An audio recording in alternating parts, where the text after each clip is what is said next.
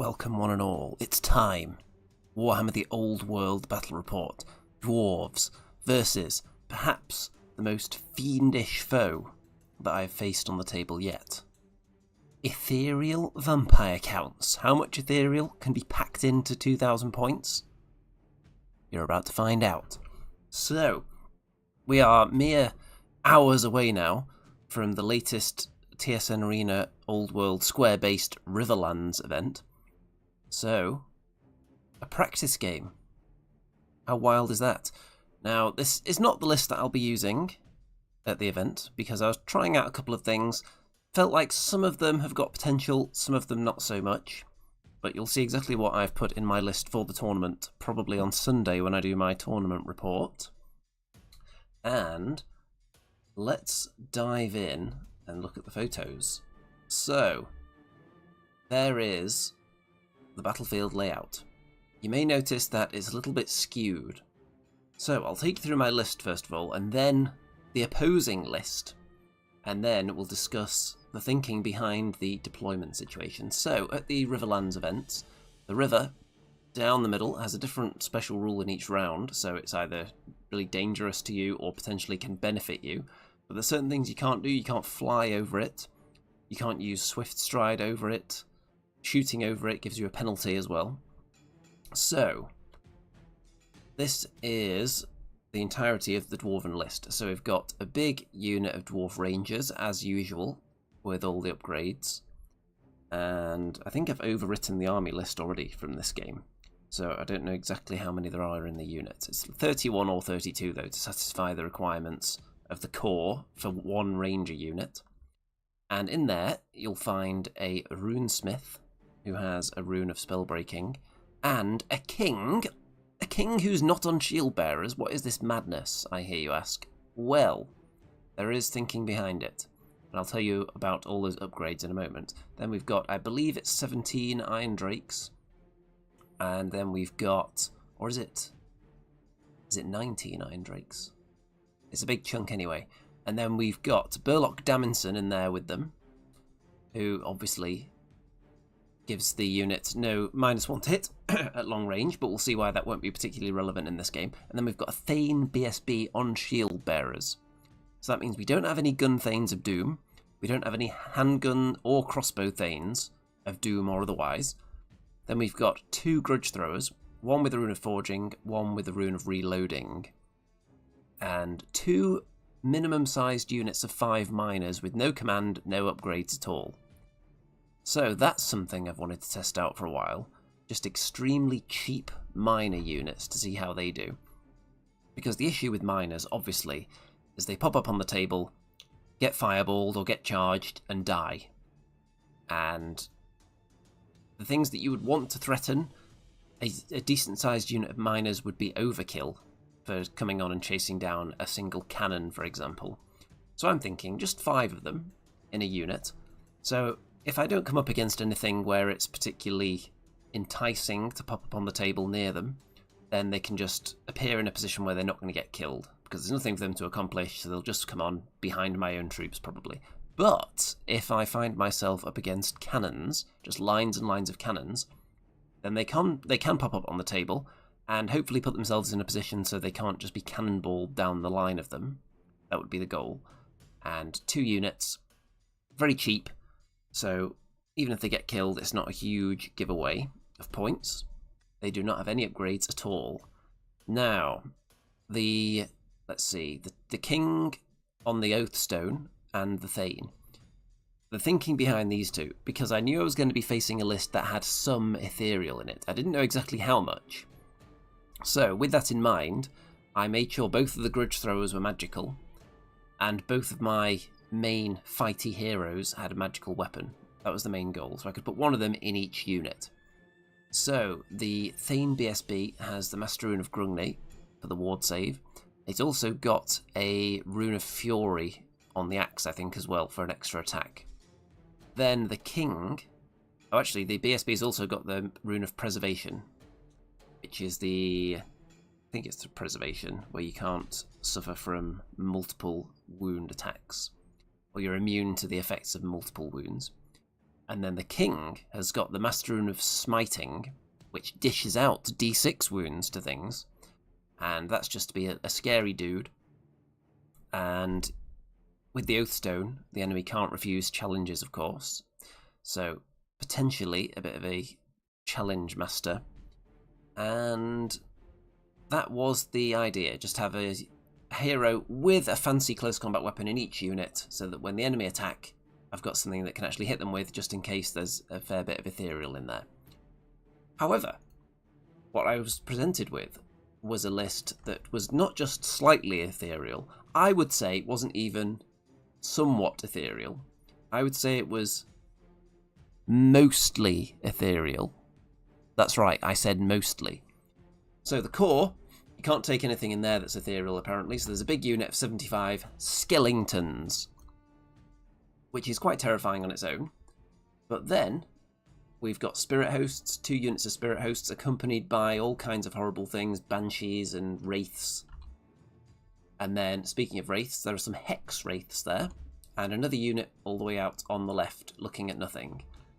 And when I saw this list, I thought, the only thing I can shoot at and damage in close combat, really, is this big blob of skeletons. And I don't really want to fight the skeletons, because it would take me so long to get through them. I just don't think I would get through them over the course of the game, because there's also a necromancer in there, who can be raising them constantly as well.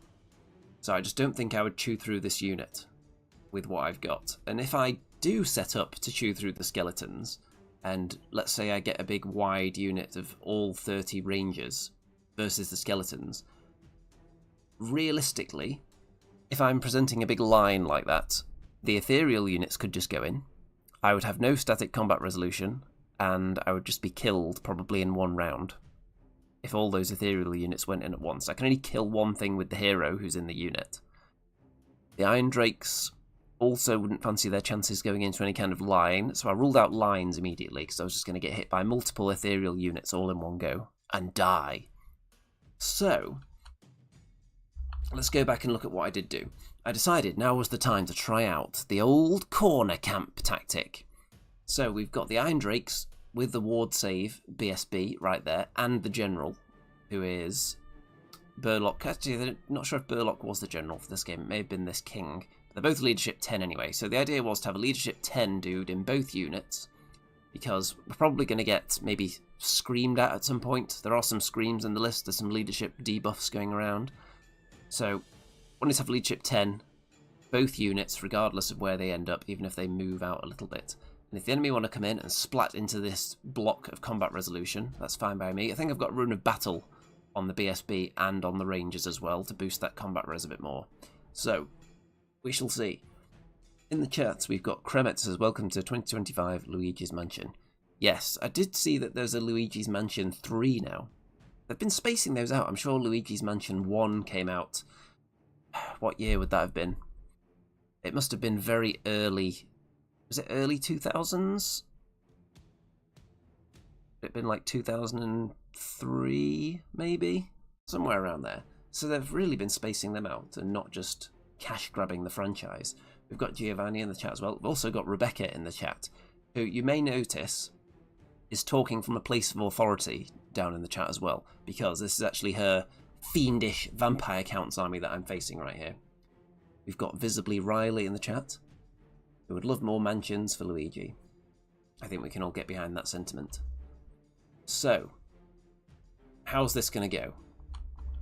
I don't know, because a lot of these units just physically can't fit into the gaps that I've presented them. If they decide not to attack me, then my plan is to just lob 2 rocks a turn and try and kill something small so that I can finish it off before it gets raised back up again, because the Necromancer can add 5 models to, for example, the Hex Wraiths per turn on just a leadership test. So I would need some good consecutive rounds of fire to kill something.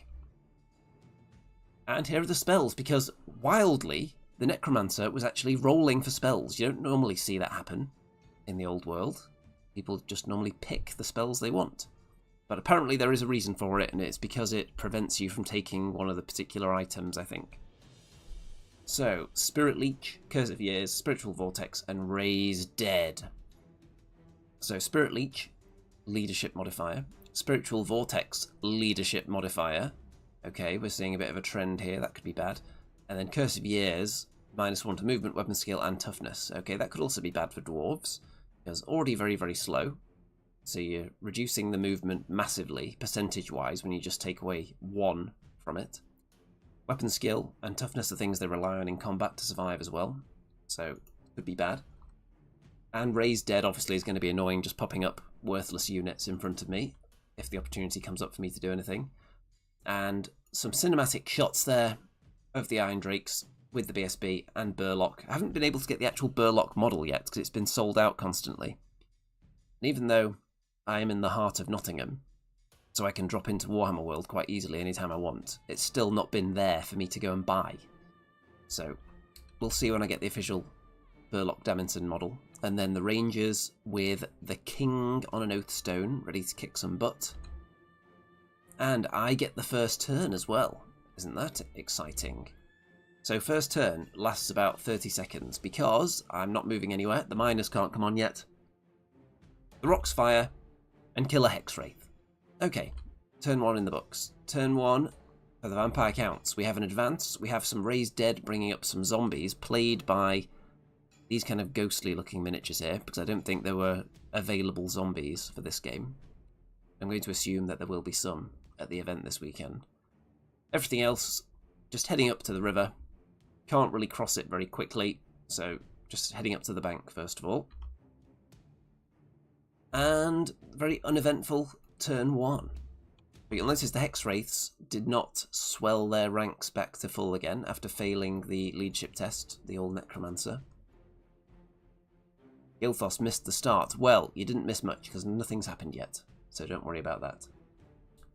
Turn 2 for the Dwarves. And it's another very quick turn. One of the units of miners does roll to come on this turn. And unfortunately, there's nothing for them to accomplish in this game. What are they going to do? If they pop up anywhere, they'll get killed by things that they can't damage. And if they go after the 75 skeletons, I don't see that ending well for them. So all they've done is just come on behind my lines. Now, I am toying with actually using 5 miners with blasting charges. And it won't really help against an army like this. But in general tournament play, I think that could be quite interesting, because it means they can come straight onto the table and then also shoot, rather than have to wait a turn to be in any way threatening. And because there's only 5, it's very cheap. So if the enemy decides to just run away from them, it's not a big loss for me. Or if they get fireballed off the instant they appear, it's not a big loss for me either. Another Hexwraith down from the Grudge Throwers. One of them's been landing on average so far. I've only got Burlock Daminson as an engineer for rerolls, but one of them does have Rune of Forging, one of them with the Rune of Reloading. So they're fairly reliable so far. They're firing blind, so they do have to roll well to actually hit in the first place. But while the unit's wide like that, you've got more of a chance of actually hitting it early on. When it gets whittled down to a couple of models, then any kind of scatter is going to take you off target completely. Turn 2 for the Vampire Counts. You can see that the Spirit Hosts are closing the distance on the Iron Drakes, as are these Wraiths. A couple of Banshees lurking back there as well. Hexwraiths move up into the river, and oh, by the way, we rolled to see which one of the Riverlands river effects we got for this game, and it was that any unit that comes out of the river gains poison attacks, which I believe is in round 2 of Riverlands events. You can see more zombies are popping up all over the place as well from Raised Dead. My Runesmith's all the way down here. I'm not able to do much about the spells yet. The other Hexwraiths on the left, they don't really have anything to do right now, because I didn't deploy anything over there. So, yeah, they're all the way off camera to the left there. Turn 3 for the Dwarves. Again, not any real movement.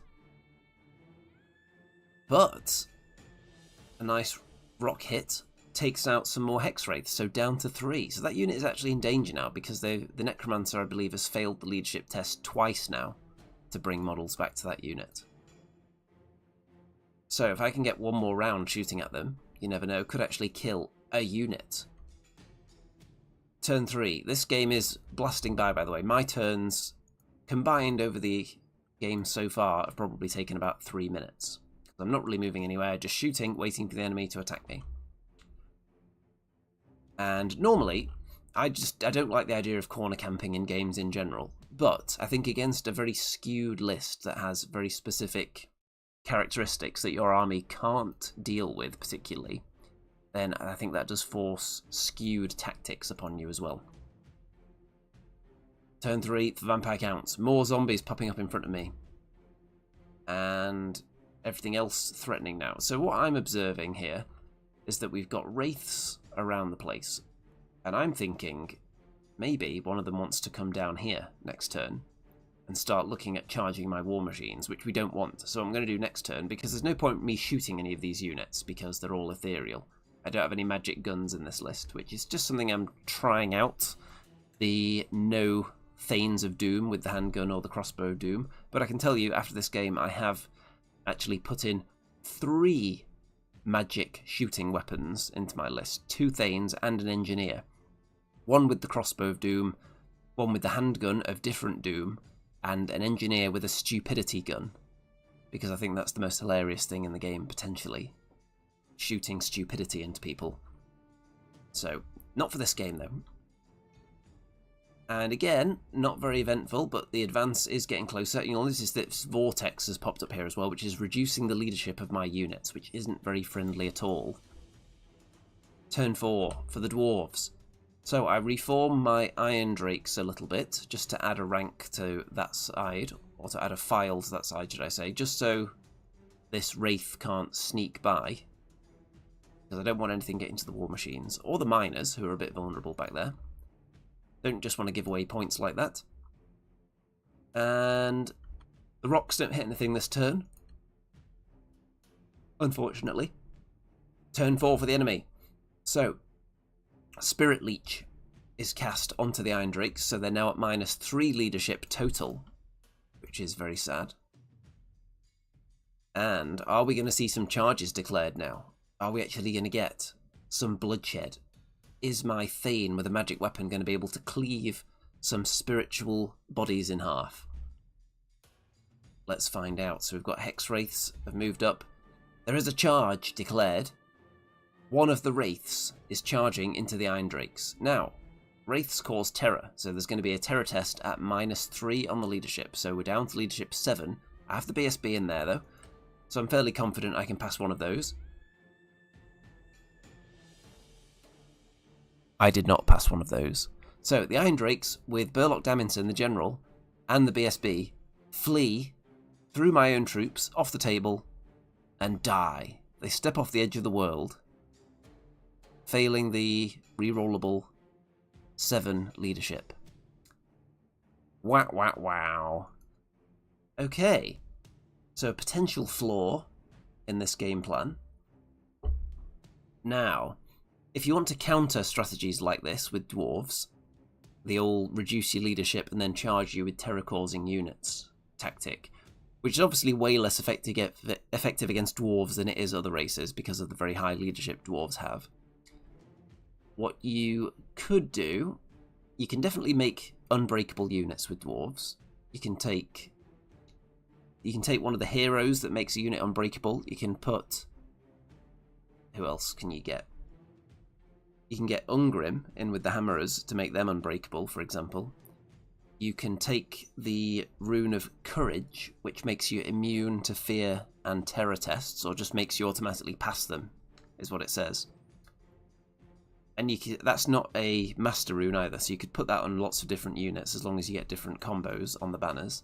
So if you knew you were going to face a list exactly like this, you could build into that and make pretty much all your units immune to that kind of thing, and then put loads of magical attacks in there as well to deal with the Ethereal. But obviously, my list was not specifically built to deal with that precise combo, as you can see. Giovanni says Rune of Courage is anyway, yes. So, the Wraith then continues the charge and stops in front of the Grudge Thrower. Okay. Spirit Hosts are moving in now, and we've got one more turn before everything's going to be descending onto the Dwarven ranks. So, turn 5. I fire off some more shots. Oh, you'll notice that the Hex Wraiths, by the way, are back to full capacity. That's because the Necromancer passed the leadership test And all you have to do is that, and it just brings 5 of them back to life. So all the shooting that I did previously across the other turns cancelled out. The Rangers at this point, I don't really feel like it would be a good idea to turn around at all, because there are threats coming from all sides now. So you'll see the other miners have come in as well. Just going to hold the ranks now and hope that this big unit of Rangers can survive. Turn 5 for the Vampire Counts. The Rangers this time have Spirit Leech cast at them, so they are now down to leadership 7 because of the Vortex as well. The Wraith then charges the Rangers. They roll an 11 on the leadership test, and the BSB is already dead, as we saw. They then had to roll quite high because of the angle involved. If we look at this, centre to centre there, they don't go straight off the table with a flea. So with centre to centre, kind of like that sort of angle, so they have to get a fair few inches before they actually touch the edge. And they roll a double 6. So they have also left the table. Well, the Spirit Hosts then charge the Grudge Thrower. That fails its terror test and flees off the table as well. And then they continue their charge into the next Grudge Thrower. Well, interesting. And you'll notice that I'm rolling double 6 a lot. Ordinarily, in a game of Warhammer, you would want to be rolling some 6s, but not on leadership tests and fleeing off the table. Other Grudge Thrower dead, of course. Yes, just for emphasis, the double 6 again. Turn 6 for me. The miners declare a double charge into the Spirit Hosts, because why not? We might as well go down swinging. Swinging at what? I don't know, because their pickaxes can't actually hurt the enemy. And most of them die, but not all of them. So some of them do actually survive into turn 6, and then die. So, there is the end of the battle. So I've effectively killed nothing, because the Hex Wraiths came back to life. The enemy have actually got more models on the table than they started with, because of all the raising of zombies. So, is this the most vile kind of army build that I've faced so far in Warhammer? I don't know. I think there's more potential fun gameplay against this army, provided you've brought some tools to deal with it, than, let's say, what's less interactive even, gives you less options to deal with. Some of the dragon, some of the double or triple dragon lists, perhaps. I think they could be even more deadly to the dwarves. Because dwarves do actually have ways to deal with this, but you have to know you're facing it, so you can load up on the Rune of Courage and the other things I mentioned. Dwarves also have the ability to take units that have magical attacks, the Hammerers. The ability to take magical ranged weaponry as well. So war machines with runes on them become magical. And taking handguns and crossbows on Thanes and Engineers that have upgrades as well with runes, so they become magical. So dwarves may be in a decent position compared to some against this kind of thing. And one thing that was being pondered after the game was maybe dwarves could have deployed further up the table to avoid the peril of failing a leadership test and fleeing off the table. However, my thinking is, if a terror-causing unit charges them and they flee, they're so slow at being dwarves, they're probably going to get caught anyway, whether they touch the table or not. So I don't know whether it would have helped that much. Dwarves are obviously good at rallying with their very high leadership, so if they don't make it to the edge and they don't get caught, then they'd be okay for a turn at least. So, Visibly Riley says the Slayers, where this is their kink. Slayers would definitely be into this. They're not scared of anything, as we know. I don't know if Slayers even have magical attacks, though. I'm going to assume they don't. Let's have a look at their profile. See what we can do against this kind of list with a unit of Slayers. I'm going to bring it up now. Okay, so... well, they're immune to psychology and unbreakable, as we know, so that's definitely going to help. You can take a few characters in a Slayer unit, can't you? So you can have troll slayers and giant slayers potentially in there. So troll slayers are your basic dudes. Giant slayers. What kind of upgrades can you put on a giant slayer? Let's have a look. So, can you put runes on a giant slayer's weapon? I'm looking here, but I don't see any options. I don't believe you can, looking at this. So that's not very nice. Let's see, Gilthos says, one thing I've learned after tons of games with dwarves is to keep them away from the edges and corners and don't double stack them. Gilthos says, I'm actually amazed how often I now need to move my dwarves forward on the first turn, even if it will usually cost me the game, because staying near the edge will cost me for sure. Christian says, and the ghosts will get confused when fighting under a second full moon. Oh, potentially.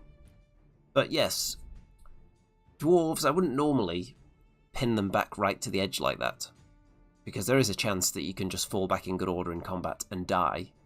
But I felt any crevice I left open, something was going to fly in there and kill all the war machines. And then I would have all my facings exposed to the ethereal units that I can't hurt, and if they can get flank and rear charges on my units, then they're going to be able to mitigate my combat resolution advantage, which I was trying to boost by putting them in not into lines, as you saw. So against this specific list, I think I just didn't have enough tools to accomplish what I would like to.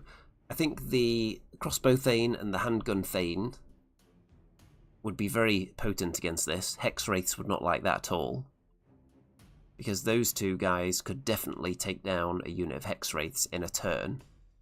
They would definitely have a good go at that, which obviously means they can't come back because they'll be dead, not just undead.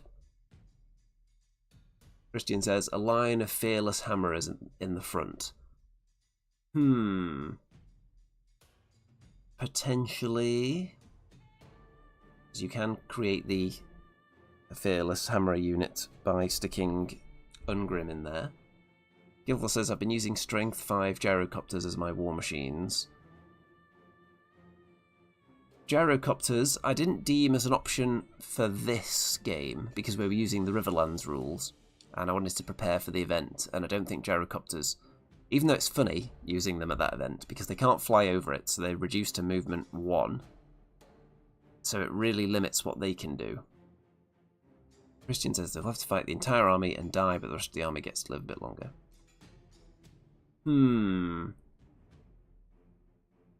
Potentially the hammerers. I don't think the enemy would bother attacking the hammerers though. And then the issue you have at the Riverlands in particular is because you get 200 victory points for holding the river.